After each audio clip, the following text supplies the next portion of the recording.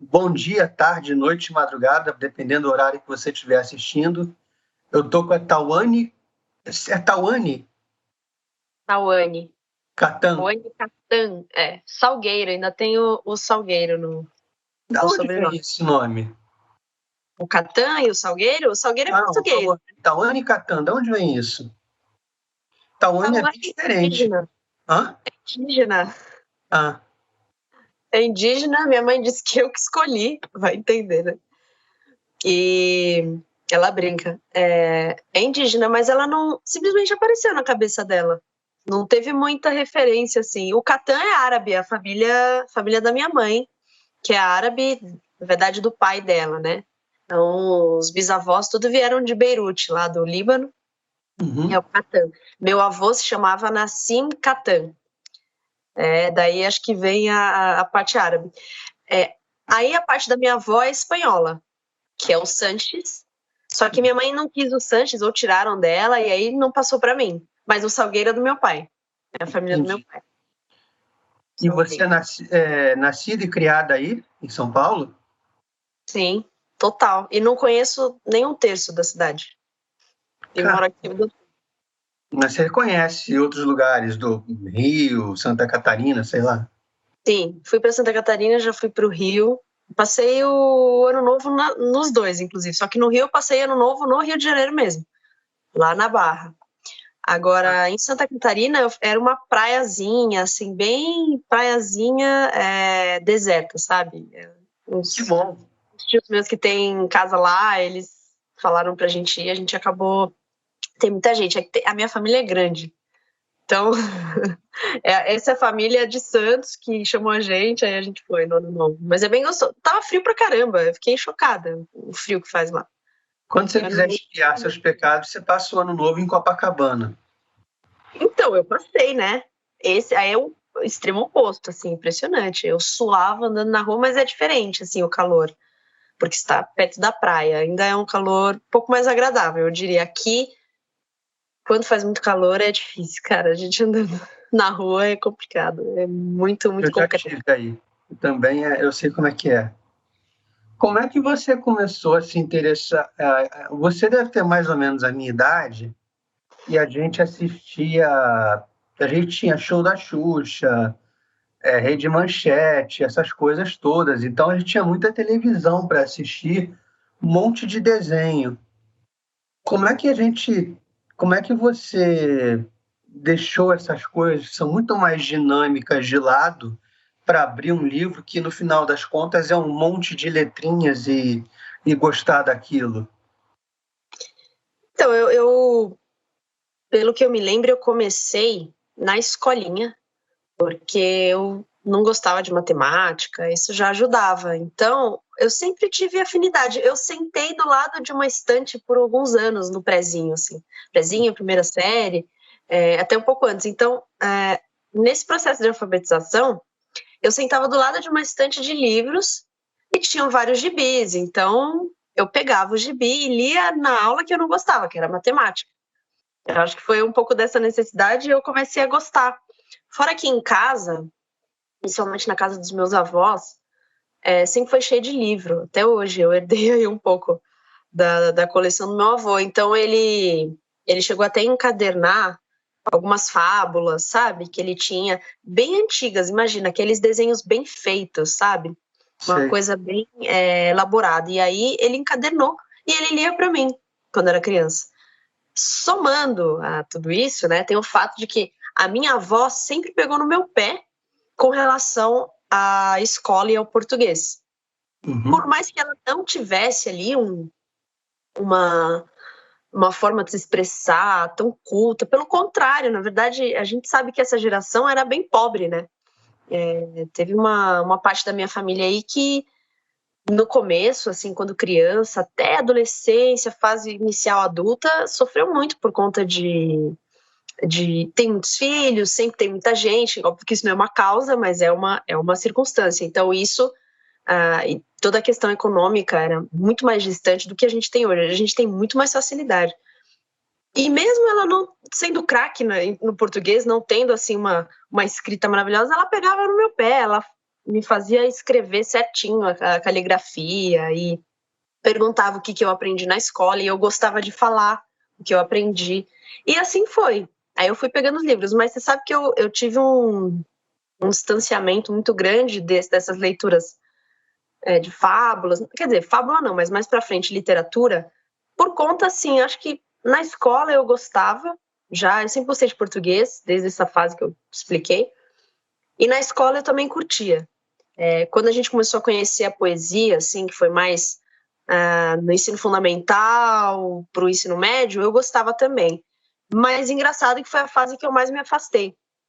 E aí eu comecei a pegar uns livros mais expositivos, assim, eu pegava uns textos do Nietzsche, até porque na faculdade a gente tinha matéria de filosofia e a bibliografia é sempre Nietzsche, Walter Benjamin, Marx, etc, etc. Eu não tinha, assim, um leque tão diverso. E aí a gente começa a se encantar um pouco com aquela parte superficial de frases, de efeitos, sabe, aforismos. E aí eu acabei me afastando de sentar na cadeira mesmo e falar, não, peraí, deixa eu realmente ler literatura, essas coisas que eu não tive contato ainda, que para mim é um primeiro degrau, segundo, terceiro, até você chegar nesse outro tipo de livro, né, de filosofia, de sociologia, etc. Porque eu fiz jornalismo. Então, assim, a questão da TV é isso que você falou, tinha muito desenho, muito melhor que os de hoje, inclusive. Não é essa coisa de antes era melhor que hoje, não tem muito isso, mas realmente eu vendo os desenhos de hoje, eu Era realmente. mais desenhado. Eu acho que realmente eu me divertia muito mais com os meus. Eu não sei como eles conseguem. Tanto que hoje a criançada vai muito pra internet, pros filmes, né? Pra série e tal. Não tem muito. Sem celular, eu acho que foi um pouco melhor esse processo. Tinha TV? Tinha. Mas eu acho que o celular dá mais ele contribui para esse afastamento hoje. Sei porque eu trabalhei com criança, trabalhei com recreação. Então, assim, imagina um buffet cheio de brinquedos, tinha criança com tablet, jogando joguinho. Eu jogava, eu tive PlayStation 2, sabe? Eu jogava, mas eu tive minha mãe também falando assim, ó, vocês vão jogar até tal hora, porque não dá para vocês ficarem jogando a noite inteira, não dá para jogar o dia inteiro, vocês vão fazer outra coisa. Então, eu acho que tem um pouco do papel do meio ali. Tem uma influência. Eu tenho uma tendência, prova disso é que o meu irmão viveu no mesmo meio que eu, mas ele não tem tanto interesse com leitura. Quando eu for para São Paulo, eu vou levar o meu para a gente jogar. Vou jogar FIFA, porque PES não entra aqui, não. Você acha que os quadrinhos foram importantes para você começar a gostar de ler? Total. Era a Turma da Mônica que você lia, Disney? Patinhas, total. E tinham alguns, assim, que eu nem encontro hoje, eram historinhas não tão famosas como os Tio Patinhas da Disney, a Turma da Mônica, e eu gostava de quadrinhos, eu sempre comecei assim, e tenho até hoje a coleção. Eu tenho muito da Disney. Sim. E aí, da Disney, você foi para onde? Dos quadrinhos, você foi para as fábulas do seu avô direto? Como é que foi? Então, os quadrinhos e as fábulas estavam ali, porque o quadrinho eu lia sozinha, meu avô comprava sempre para mim. Então, ele voltava do trabalho, ele passava na banca, e aí, eventualmente, ele trazia sempre uns gibis, assim. Eu acho que daí foi, na escola, a gente tinha algumas leituras para fazer. Uma ou outra eu gostei, porque tinha Machado e a gente não é a mesma coisa uma pessoa de 13, 14 anos ler Machado de Assis. Mas, ao mesmo tempo, eu tive algumas leituras mais bobinhas que me fizeram ter o gosto. Então, por exemplo, o Mistério 5 Estrelas, do Marcos Rey, A Droga da Obediência, A Droga do Amor, do Pedro Bandeira. Tinha um que eu esqueci o nome, mas é de um autor, assim, eu não sei se é um autor conhecido, porque eu li na época, era um romance. Nossa, eu adorei, porque a menininha, né? A gente tá nessa fase pré-adolescente. Você é da geração Vagalume, então, né? A coleção Vagalume também. Exatamente.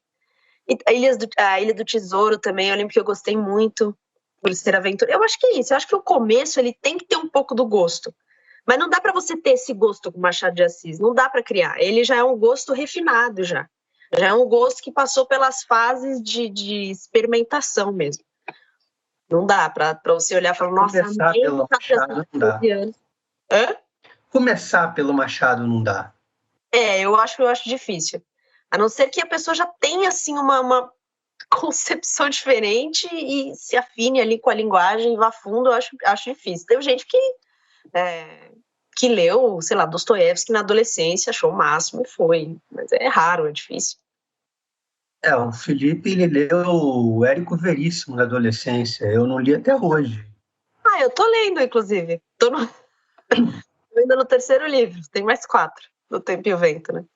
Mas ainda ele ainda é uma coisa, tem a questão das batalhas, né? Ainda dá pra seguir. É óbvio que é diferenciado. Não é uma coisa que você fala, não, todo adolescente leria Érico Veríssimo, mas Machado, realmente, eu acho... Se as pessoas começassem pelos contos do Machado, eu acho, seria fácil. Interessante. A Cartomante tem uma coisa meio cômica, irônica, né? Aí eu acho legal.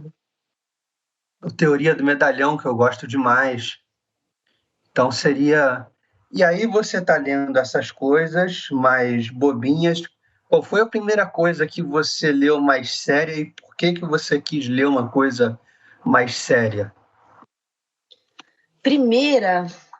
Nossa, deixa eu lembrar. Eu tenho uns livros aqui atrás, só que eu tenho esses livros, assim, alguns são desde a adolescência mesmo.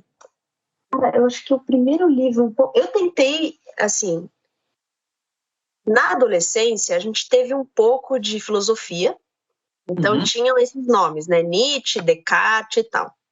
Eu peguei um outro texto que eu me aventurei, e aí eu comprei um livro do Nietzsche que eu não terminei, mas é um livro assim que tem vários, é quase uma antologia de algumas obras dele.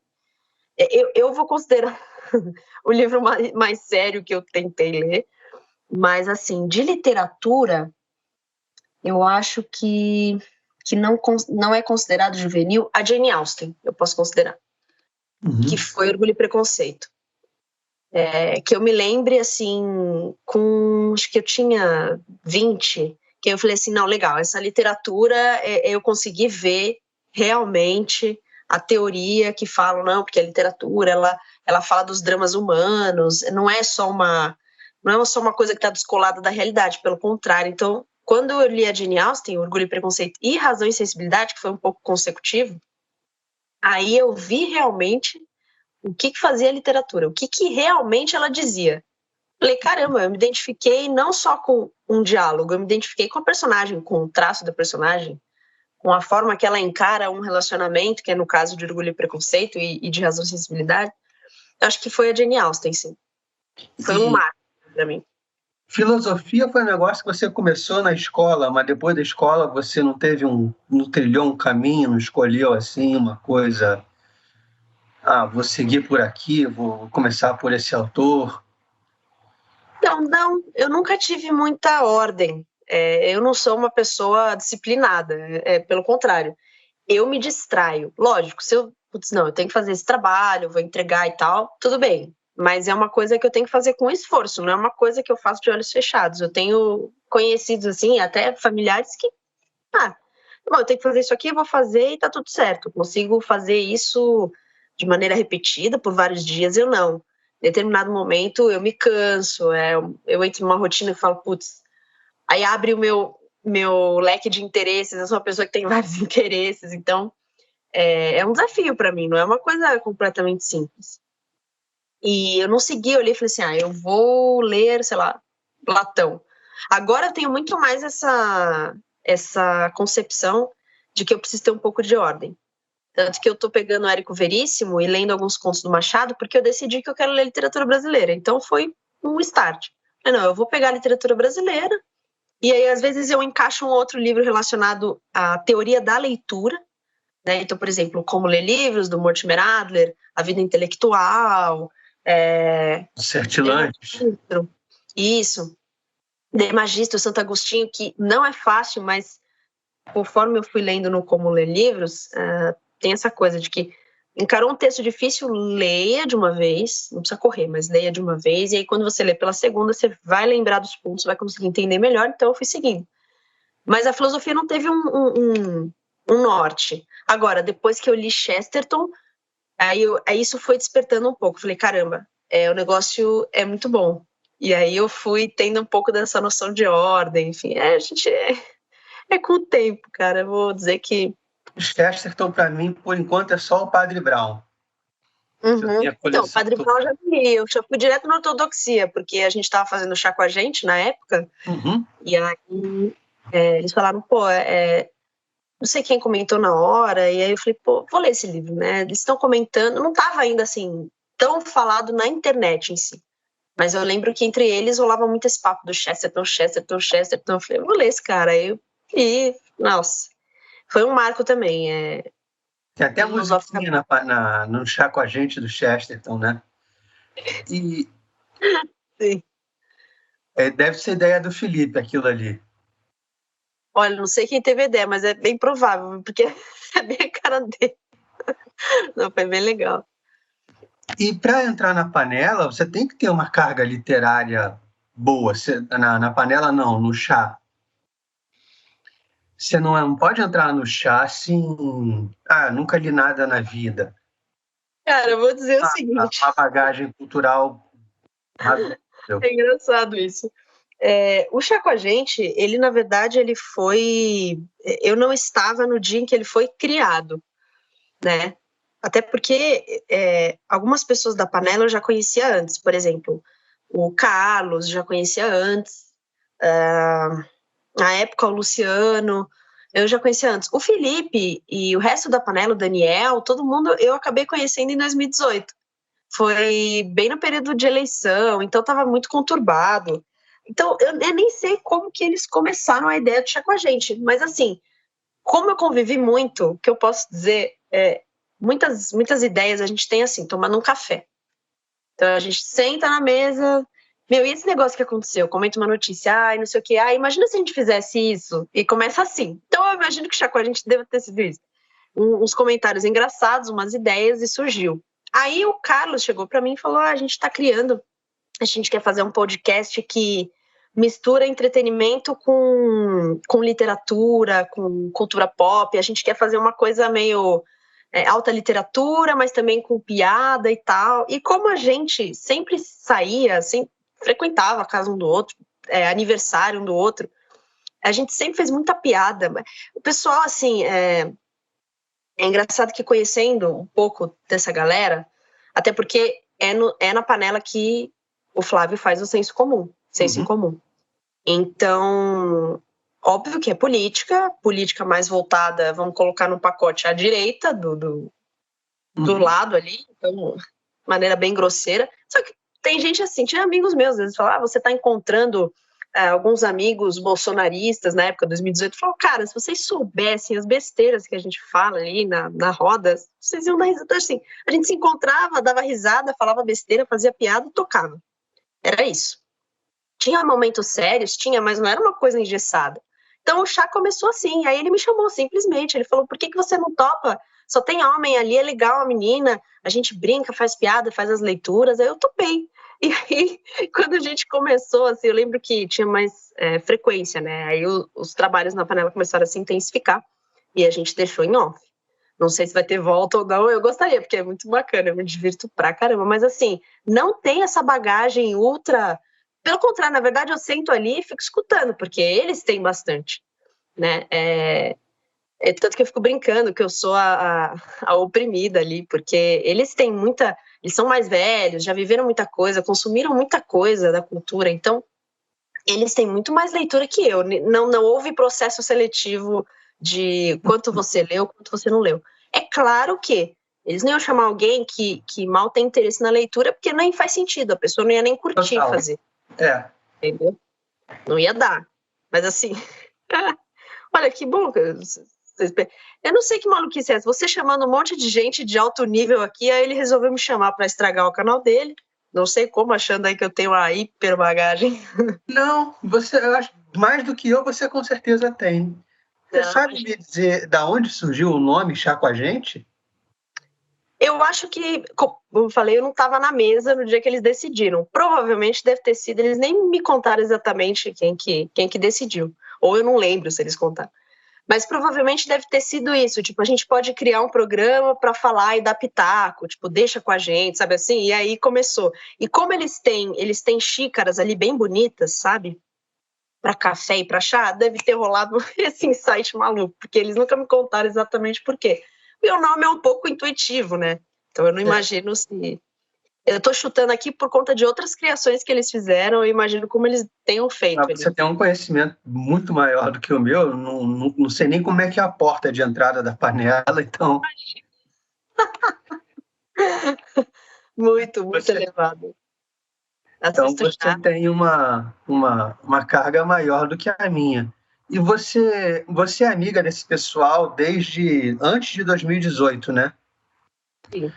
Do Carlos e do Luciano antes de 2018. A gente se conheceu por conta do Rodrigo Gurgel. Vocês eram todos alunos do Rodrigo Gurgel? Não, na verdade, ele fazia um ciclo de palestras.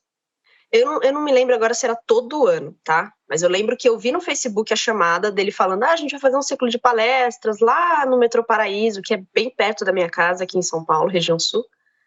E aí eu fiquei pensando, será que eu vou? Eu tava trabalhando assim, e aí do nada eu falei, vou. Pô, eu acompanho o Gurgel, eu gosto das coisas dele. Até então eu não conhecia o Gurgel pessoalmente, né? A partir daí que teve mais eventos de convivência.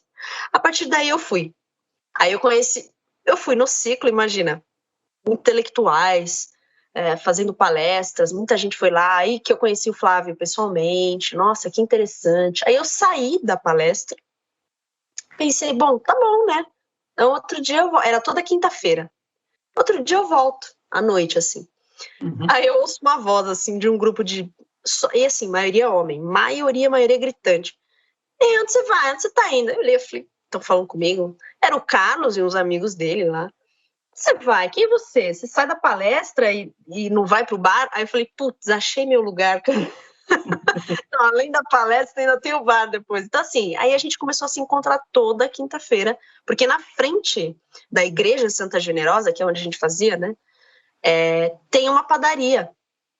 E é uma padaria que fica à noite também, aí você pode beber lá tranquilo, tomar café da manhã, almoçar, tem bastante coisa. E aí a gente ficava se encontrando ali toda quinta-feira, aí a amizade começou. Aí em 2000, só depois de um ano e pouco que eu conheci a Panela, por conta das eleições, porque tava muito falado sobre isso, eles falaram, vamos. Aí o Carlos falou, vamos lá na Panela, que eu tanto falei pra você e tal, a produtora, que o Flávio grava. Eu falei, que legal, vamos. Nossa, aí nunca mais eu saí, assim.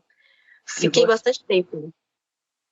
E você dá lá na... o que eu ia perguntar? Peraí que eu tô com Alzheimer aí, é tenso. Tranquilo. Mas aí, nesse período que você está indo nas palestras do Rodrigo Gurgel e se encontrando em bar e tal, já tem alguma influência em cima de você, cultural, literária, alguma coisa do tipo? Olha, esse Vindo período, deles?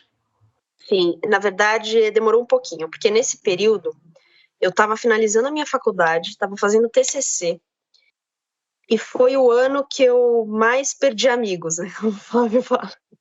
Ou seja, obedeceu o Flávio.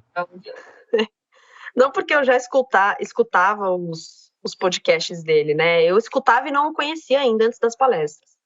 Mas, sei lá, só em uma outra palestra que eu fui vê-lo num evento aberto, sabe? Mas não tão próximo, beber junto, assim, não acontecia ainda. Mas o que acontece? Eu acabei me envolvendo um pouco com as questões políticas do país. Nessa época, eu acho que estava bem forte, né? 2017. E eu estava na faculdade, eu já notava... Eu entrei na faculdade com 18 anos. Então, eu não tinha noção do que era o quê, né? Nesse quadro político, que as pessoas separam, que é direita, esquerda e tal, que existe muito mais complexidade. Mas, assim, eu não entendi exatamente onde eu estava ali. Eu nem procurava entender, sabe? Eu tinha 18 anos, eu estava curtindo a faculdade, joguei futebol lá. Putz, eu fiz o que tinha que fazer lá, estudava, fazia as amizades, mas, assim, eu não queria saber. Quando eu fui percebendo, eu nunca fui, por exemplo, feminista, até porque, quando eu tinha 13 anos, a meninada brincava, assim, curtia, entendeu? Jogava algum jogo legal, a gente se encontrava uma na casa da outra, as amigas ficavam conversando, fofocando. Não tinha muito esse negócio de posicionamento político já nessa idade. Hoje tem, já muito cedo. Essa molecada já se posiciona, entendeu? Uhum. Tem alguma vantagem? Tem. É legal que eles vão se interessando e entendendo algumas coisas. O problema é que é muito precoce. Eles querem se posicionar, mas não sabem nem, assim, coisas mais básicas. Então, uma cama é um problema, entendeu? E aí, quando eu entrei na faculdade, eu não tinha essa noção. Apesar de nunca ter sido feminista, eu nem sabia direito o que era isso, eu fui aprender lá, por conta dos meus professores e alunos. Olha só onde eu fui aprender essas coisas. Então, assim, aí que eu fui percebendo, aí eu conheci o Olavo, conheci o Olavo não, pessoalmente, conheci a obra, né? Uhum. E eu comecei a entender algumas coisas, tal, e a partir daí eu fui me encontrando ali. Legal, eu acho que isso aqui faz sentido, de acordo com o que eu tô lendo, isso aqui já não faz tanto sentido. Aí eu fui tentando identificar o que eram as coisas, mas lógico, sempre absorvendo antes, porque eu não tinha noção. E teve gente também próxima que me ajudou, meu primo, que inclusive hoje escreve na revista Oeste, ele me deu muita luz, assim, com relação a essas coisas, porque ele já até então era uma pessoa que tinha os seus posicionamentos mais claros, e eu não entendia muita coisa, então ele foi me clareando. Por exemplo, eu me considerava ateia até então, né, nessa época. Eu enchia um saco, eu achava que era uma bobagem mesmo, essa questão de religião. E ele nem católico era, assim, mas chegou para mim e falou, cara, ó, é o seguinte, existe todo um fundamento aqui que você está ignorando, né? E a partir dessas conversas, de todas essas leituras que eu acabei fazendo do Olavo, e essas pessoas que eu fui conhecendo, eu fui me envolvendo um pouco mais com a política. Bem nessa época de 2017. A gente fica encantado com algumas coisas que a gente consegue entender, e ao mesmo tempo revoltado. Por que aconteceu? Nesse período que eu perdi amigos da faculdade, por que eu perdi? Porque eu comecei a me posicionar, mas não era assim uma coisa histérica. Fiz um grupo de militância que saía manifestando dentro do campus. Não. Eu comecei a me posicionar em conversas mais comuns.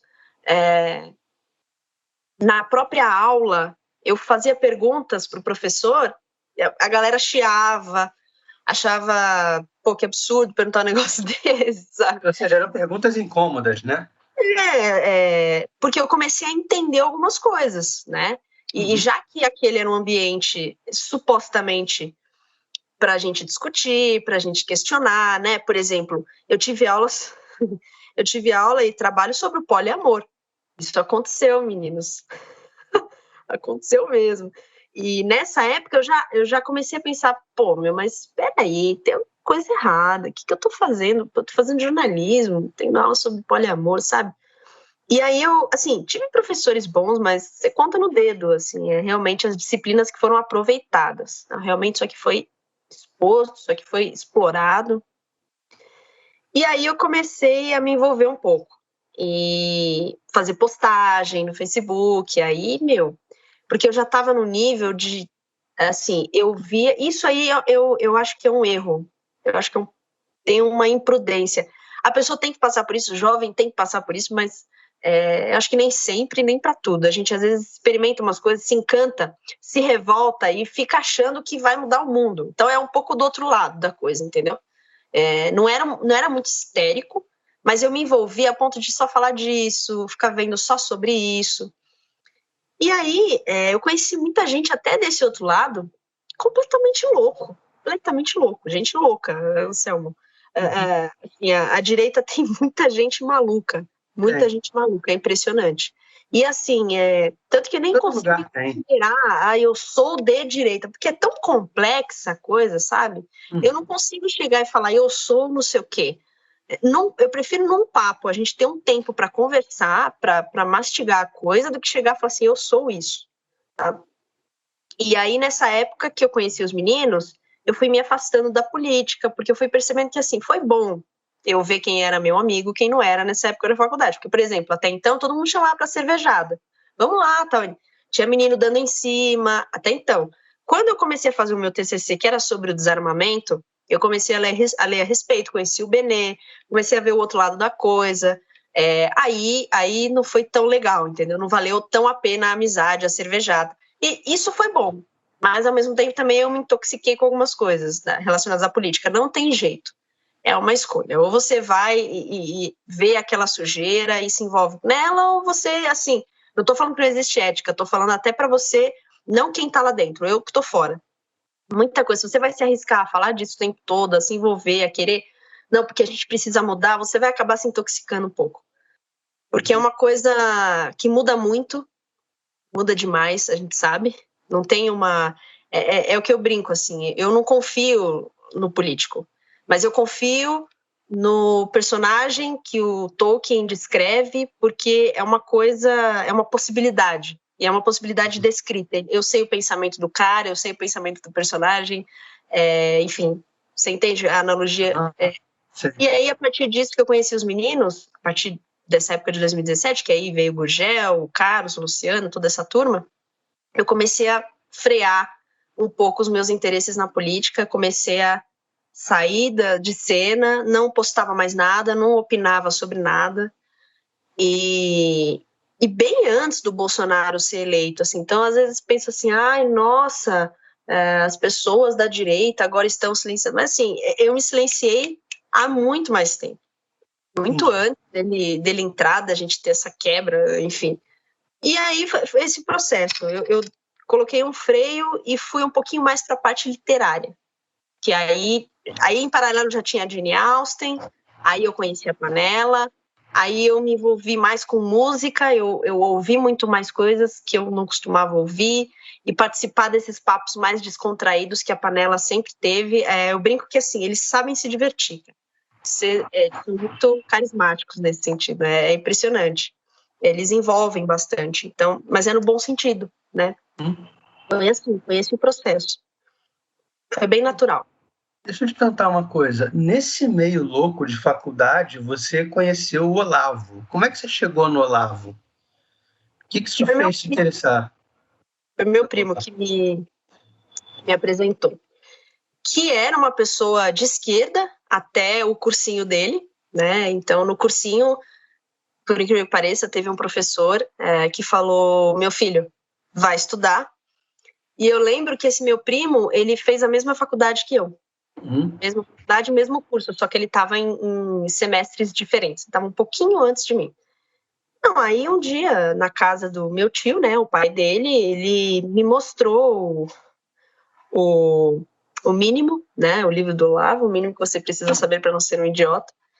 Falou assim, ele percebeu que eu tinha algumas opiniões, mas ele sentia que assim, eu acho que ela não sabe muito bem do que ela está falando. Então, ele falou, você já leu o primeiro artigo desse livro, Imbecil Juvenil? Eu falei, não. Aí ele falou, então, encosta, era um churrasco de família, imagina, ele falou, encosta ali um pouquinho no sofá, dá uma lida, porque é rapidinho.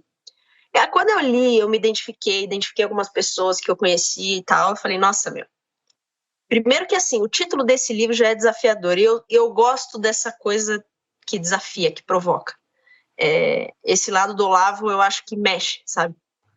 Quando eu vi o título, eu falei, peraí, ele tá me chamando de idiota, porque se aquele livro contém o mínimo que eu preciso saber para não ser uma idiota, eu ainda não o li, significa que eu sou uma idiota. Por quê? Então, assim, foi essa questão principal. Aí eu li o Imbecil Juvenil, que ele me mostrou, eu falei, caramba, tem muita coisa legal aqui.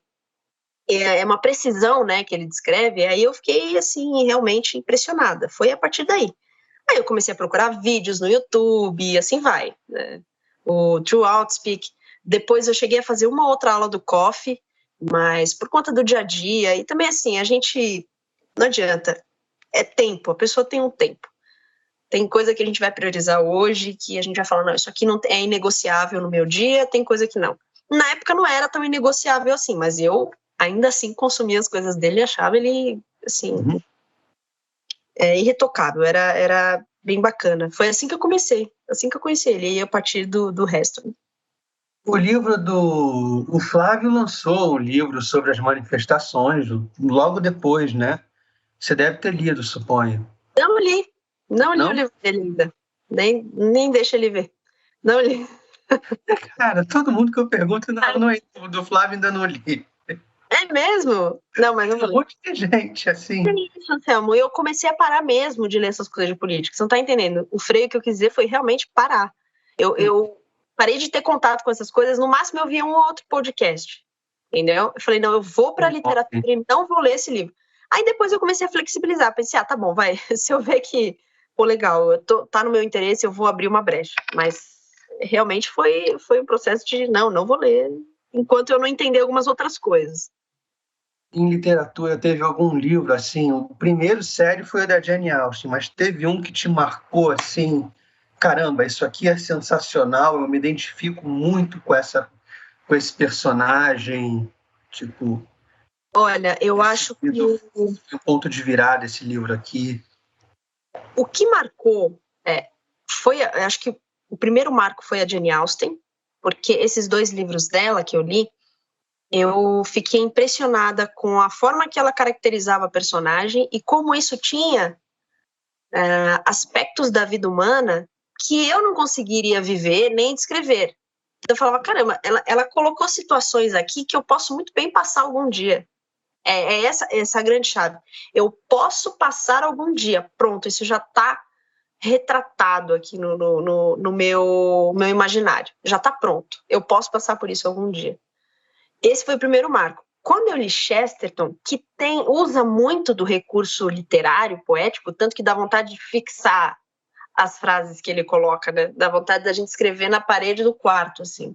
Você tem que ler 2 vezes o livro dele, mais de 2 vezes, para você ficar anotando as frases.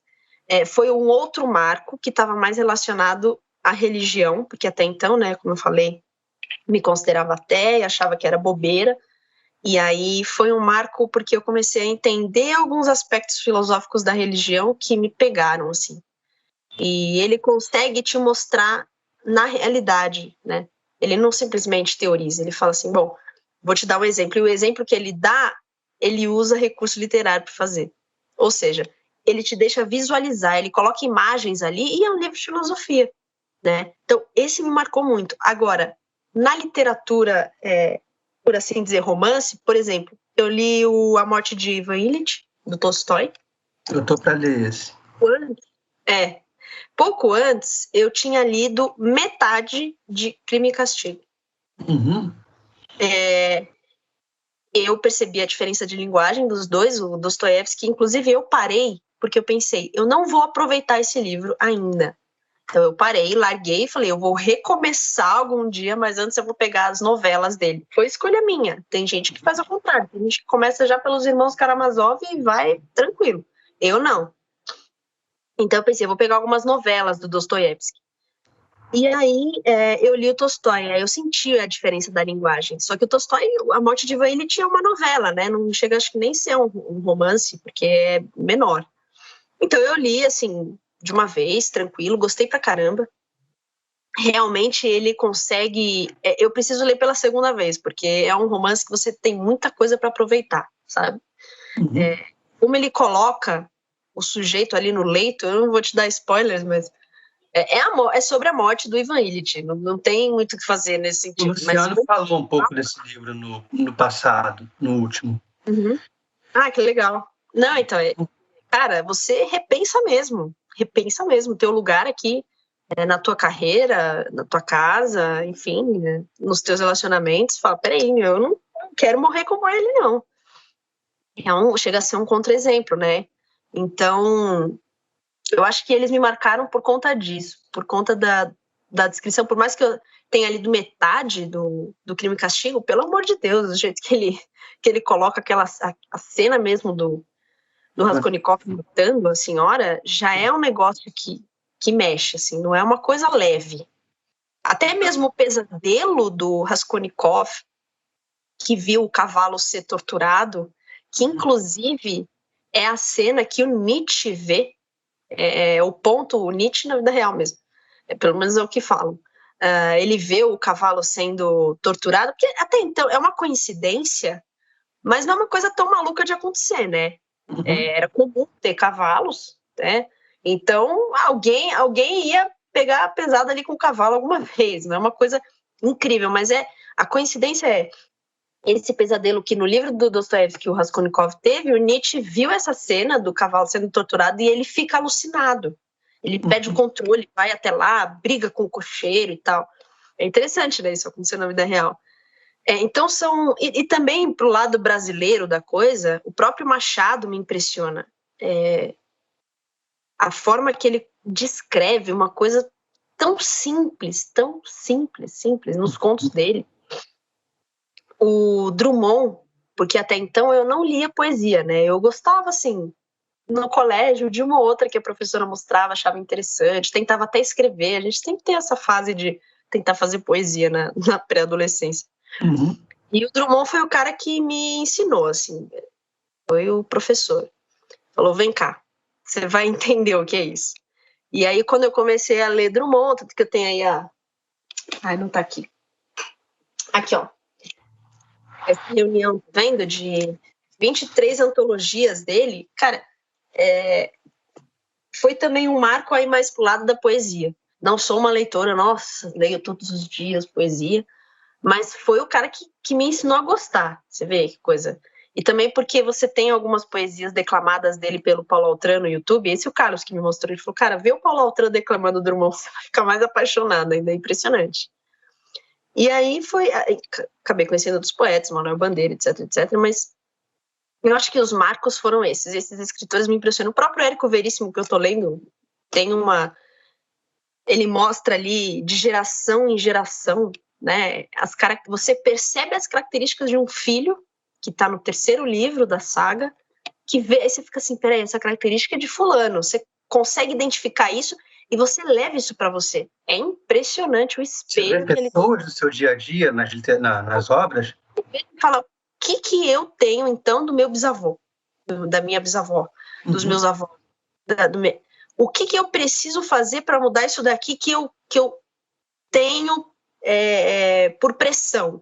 É a ditadura da herança, né? Eu não sou uma pessoa que escolhi ter essa tendência genética que veio do meu pai, sei lá, do meu avô, da minha avó, mas eu tenho que fazer alguma coisa diante disso. Então você vê, um livro como O Tempo e o Vento, que conta a história das famílias, né, da família Terra Cambará, no meio daquela revolução toda que está acontecendo no Rio Grande do Sul, te faz pensar o que você precisa fazer na tua vida, o que tem de herança ruim, o que tem de herança boa que você pegou na tua personalidade. Você vê, é impressionante. Então, isso, enfim, acho que respondeu. No seu cotidiano, assim, na sua vida, você se deparou com situações que você pensou, pô, eu já vi isso aqui na literatura, então eu já sei como é que eu vou lidar com isso? Olha, no começo eram as fábulas. A fábula, ela tem essa característica, né? Sempre se usam animais, né?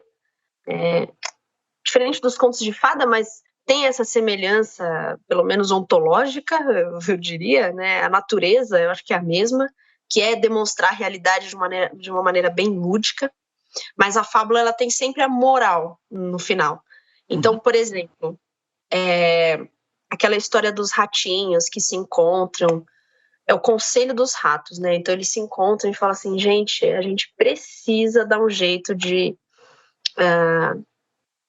arranja um jeito da gente saber que o gato está vindo, porque senão a gente vai ser comido, né, por ele. Aí um monte de gente dá ideia, aí o rato fala assim, não, já sei, a gente pode amarrar um guizo no rabo do gato, toda vez que ele vier, toda vez que ele levantar e se mexer, a gente vai saber. A gente vai ouvir o guizo e vai estar tudo certo. Todo mundo achou linda a ideia. Não, incrível, muito bom, muito bom. Aí ele, quem que vai fazer?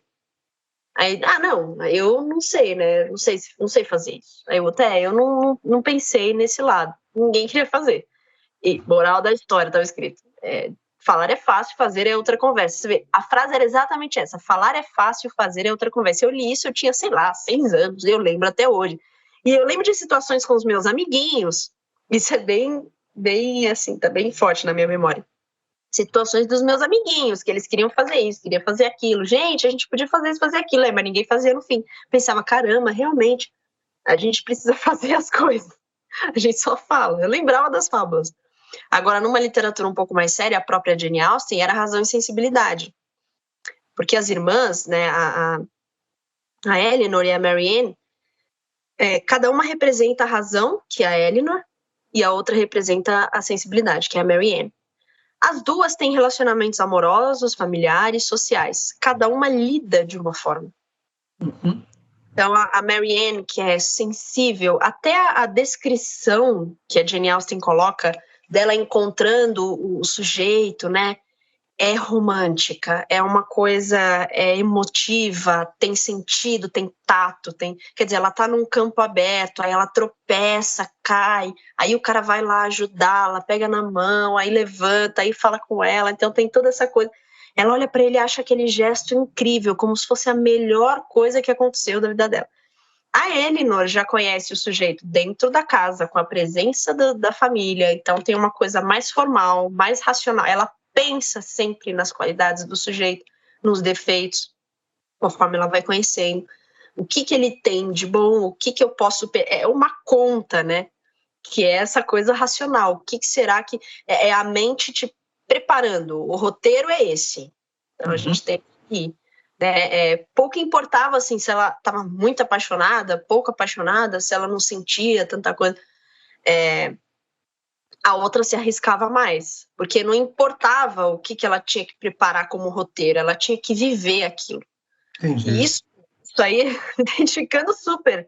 Só que, ao mesmo tempo, no final do livro, eu não vou dar spoiler, que quem assistir também vai ter que ler, há uma troca impressionante. Isso é muito legal, esse final é muito bacana. Pode até ter gente falar, mas eu não gostei tanto, porque eu queria que fosse assim, mas essa troca é muito legal, e acontece uma coisa que você não espera ali nos relacionamentos, né, porque a Jane sempre coloca, a Jane Austen sempre coloca os relacionamentos amorosos, o casamento, né, conforme era na época, século XIX, era uma coisa muito mais negociável, né, era uma coisa entre famílias, o futuro, a sociedade, era uma contribuição, não era simplesmente, eu gostei, então vamos, né. Então eu acho que já dá para se identificar aí, você já se coloca no lugar das duas, fala, nossa, eu já agi como a Marianne, eu já agi como a Elinor, e, inclusive, você perguntou, mas numa situação futura, já vi numa situação que eu falei, putz, agora eu vou ter que ser racional, que nem a fulana, que nem ela agia, que nem ela recebia as coisas. É muito interessante, tem pura psicologia no livro de literatura. Então a literatura já te evitou, de repente, algumas armadilhas da vida? Eu não sei se evitou a armadilha. Eu acho que sim. Sabe por quê? Porque não é uma coisa tão palpável. Por exemplo, sei lá, tua mãe te dá um conselho. Ela fala assim, olha, essa pessoa aqui não é legal. Se afaste. É uma coisa muito direta, né? É uma coisa muito direta. Então, se você seguir o conselho, vou me afastar, e der bom, você vai falar, ok, o conselho me ajudou. É uma coisa um pouco mais palpável. Uma história literária, como tem enredo, como tem personagem, vários diálogos, metáfora, recurso linguístico, etc, etc, aquilo vai se somando. Então é uma coisa que você observa a médio e longo prazo. Com relação às fábulas, você vê, eu era criança, eu recebia moral, né, que era, olha, se você fala, é muito mais fácil do que se você se propor a fazer alguma coisa. É uma coisa direta. Então você pega... Entendeu? Agora, a literatura, eu não sei dizer assim, não, realmente isso aqui, eu lembrei de uma frase. Claro que eu acabo lembrando das situações, porque vai tudo no meu imaginário. Imagina, eu estou colecionando as situações aqui. Eu estou colecionando o fato da Marianne, que é a emotiva, que é a sensível, se entregar demais, facilita demais. Ela acaba sendo até impulsiva nas palavras. Enquanto que a Elinor, ela já recebe a coisa de uma maneira, assim, ela recebe com um filtro, ela analisa um pouco a situação. Então, eu acho que nesse sentido me ajudou, porque eu comecei a ver as minhas situações e falar, eu acho que eu tenho que ser um pouco assim. Nesse sentido, eu lembro de lembrar, né? Eu lembro de lembrar mesmo. Agora, eu não lembro, por exemplo, uma situação tão específica que eu pensei assim, putz, agora é a hora de eu agir que nem fulana. Eu lembro na hora que eu tô lendo, e isso eu coleciono. E aí, nas situações, eu vou vivendo. Até porque tem muita coisa que você só vai descobrir na experiência mesmo. A literatura não é que assim, eu li Jane Austen, pronto, agora eu sou uma pessoa elevada. né? Não. Sim. Vou me tornar se eu aprender aquilo ali mesmo. A gente só aprende aquilo que está na nossa memória. Não preciso lembrar de fazer, porque já faz parte de mim. Então, saber que, por exemplo, eu já sou uma pessoa um pouco mais racional. Se eu fosse me colocar entre as duas personagens, eu sou muito mais Eleanor. Porém, eu já fui Mary Ann em muitos aspectos. Só que tem sempre um filtro ali, segurando e tendo que analisar tudo. Isso é ruim algumas vezes. Aí eu lembro da personagem, total. Mas é uma coisa tão exata. A literatura é uma Não, como é uma possibilidade, né? Como é uma possibilidade, são várias possibilidades, você vai lembrando e usando aquilo. Os efeitos acontecem. Eu recomendo porque até com relação ao vocabulário mesmo, viu, Anselmo? É impressionante, assim, a gente encontra, quando a gente lê essas coisas, assimila, realmente entende, não lê com pressa, lê por ler, sabe? Eu vou ler isso aqui, ou vou ler qualquer porcaria só para tentar ter um hábito de leitura. Você realmente aprende aquilo, funciona. Você vê mudança, porque você vai colecionando essas situações. São exemplos, né? São. O exemplo é forte. Você já leu coisas assim, buscando aventura, assim, tipo Júlio Verne e tal? Eu não li Júlio Verne. Da Tarde. Ou H.G., sei lá. Eu li um pouco de Tintim. Que tinha, mas isso mais velha, que eu trabalhava no chão da loja, lá da Livraria Cultura, aí tinha os gibis, eu falei, nossa, que legal. Era, assim, eu nunca tinha visto, eles fizeram novas edições, aí eu peguei para ler, achei muito legal. Mas o juvenil, assim, foi mais A Ilha do Tesouro, o Marcos Rey e o Pedro Bandeira. Eu não li ainda Júlio Verne, nem o Robson, ainda não. Mas eu quero pegar, assim, uns 2 meses só para literatura juvenil, assim, Crusoe, Mark Twain, toda essa turma. Júlio Verne foi um negócio que para mim marcou muito. 5 Semanas em um Balão, achei um livro sensacional. Ele cruzando a África. Não, muita gente que eu conheci da loja, desculpa te interromper, mas muita gente, cliente assim mesmo que eu tive, falava isso. Que de todos, assim, o que mais marcou na adolescência foi o Júlio Verne. Aí que eu falei, Pô, Cauane, muito obrigado mesmo. Foi muito legal bater papo com você. A Vitória ali gostou, porque ela está dormindo enquanto te ouve. Dá para ver aquela manchinha preta ali no canto. E, poxa, muito bacana mesmo conhecer alguém mais alguém do chá com a gente. Eu entrevistei a nossa sereia favorita já. Ai, que sensacional. Eu adoro o Luciano. Luciano faz aniversário no mesmo dia que eu. Por isso, uns 2 aniversários seguidos a gente fez junto a festa. Porque ele faz no mesmo dia. Isso é legal. E aí eu sempre lembro do Luciano de sereia naquele clipe da Chinchila. Não tem como. Tem como. Conversei sério com ele, não falei nada assim, mas na minha cabeça tá sereia. Mas ele é super de boa, Luciano, é tranquilo. E também foi uma conversa muito legal. Então, cara, obrigado mesmo pelo seu tempo, por participar. E eu vou te pedir só isso, para você divulgar nas suas redes, que o canal ainda está pequenininho, tá do tamanho da Vitória ali, então... mas é assim, começou, tá ótimo. Então, vai ajudar a divulgar para mais gente vir e tal. E é isso, brigadão mesmo por tudo. Obrigada, Anselmo. Até mais e eu vou divulgar sim. Um beijo. Beijo. Tchau.